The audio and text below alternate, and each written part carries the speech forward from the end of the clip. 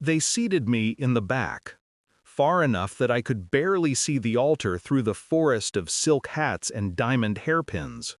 My son's wedding, my only child, and I was the shadow no one wanted in their photographs. I wore the same navy dress I'd stitched myself 10 years ago, the one with the careful seams. His bride had noticed. She leaned close before the ceremony began, her perfume sharp and artificial. "Your poverty will embarrass us," she whispered. "Stay in the back." I didn't answer, I just nodded. Because words weren't needed, not yet. When the music started, I sat alone, no one beside me. The laughter from the front echoed like a cruel joke. Then, a hand brushed my arm. A man in an expensive black suit sat down beside me. Silver watch, calm smile, eyes that knew too much. "Act like you're with me," he said quietly. Before I could ask who he was, my son turned from the altar and froze. His face went pale. That was the moment I knew he'd understood. He wasn't always like this. He used to bring me flowers from the roadside. Used to fix my old kettle with duct tape and patience. Used to say I was his hero. Then he met her. Leela, the girl with the gleaming smile and the kind of charm that wraps itself around your throat before you realize you can't breathe. She was from money. Her family owned hotels, land, things you couldn't touch but could smell. Wealth has a scent.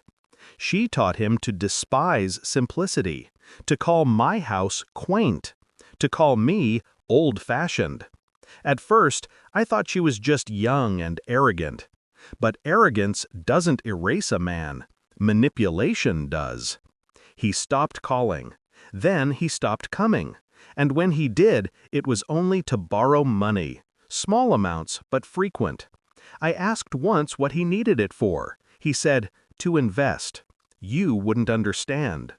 I understood more than he thought. I discovered the truth 2 months before the wedding. I'd gone to deliver the family ring, the one his father gave me before he died. A simple gold band, unpolished but priceless to us. When I arrived, she met me at the door. "You shouldn't come unannounced," she said, smiling too tightly. The ring slipped from my hand as I spoke. She bent down to pick it up, and when she did, I saw her engagement ring. My husband's. Recut, resized, polished to look new. My stomach dropped. She had taken what wasn't hers, with my son's blessing. That night, I cried once, just once. Then I made a call. The man who answered owed me a favor. Years ago, I cleaned his offices when he was just starting out. Now he runs a quiet empire of his own. He remembered me. More importantly, he remembered the kindness I never expected back. I told him everything. The humiliation, the theft, the erasure. He listened. Then he said, "I'll come to the wedding." So here we were. The ceremony shimmered with wealth. Champagne flowed, photographers swarmed, and my son, my boy, pretended I didn't exist. Until he saw him, the man beside me, the one whose signature sat beneath the ownership transfer for every business Leela's family ever touched. They didn't know he'd quietly bought them out last month. Didn't know that every asset they flaunted, the hotels, the estates, even the one hosting this wedding, now belonged to him. And now, so did the debt they'd buried in falsified ledgers. Leela caught sight of us during the vows. Her smile faltered. When my son followed her gaze, his breath stilled. The officiant's voice blurred. Silence spread, like a slow fire across velvet. Then the man beside me stood. Calm, measured. He didn't need to speak loudly, his words carried in the stunned quiet. "I believe congratulations are in order," he said, glancing at me. "To Mrs. Walker, the real matriarch of this family's fortune." Every camera turned. every head. My son's bride went pale first, then my son. Because in that single sentence, everyone learned the truth. The name on the new property deeds wasn't theirs. It was mine. I had bought them out through him. Every asset they built, every lie they fed, funneled through silent transactions I'd orchestrated. Not to destroy them, just to remind them who they tried to bury. When the shock settled, Leela's voice cracked through the air.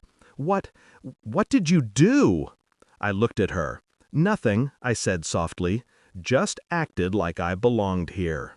She stumbled, whispering to my son, but he couldn't even look at her. His world had collapsed without a sound. The man beside me offered his arm. "Shall we?" he asked. I stood. And as we walked past them, past the frozen crowd, past the whispers, I caught my son's eyes. He mouthed, "I'm sorry." But I didn't answer. Some apologies come too late. Outside, the night was warm. The city lights reflected off the glass towers, the ones I now owned. I didn't smile. I didn't gloat. I just breathed.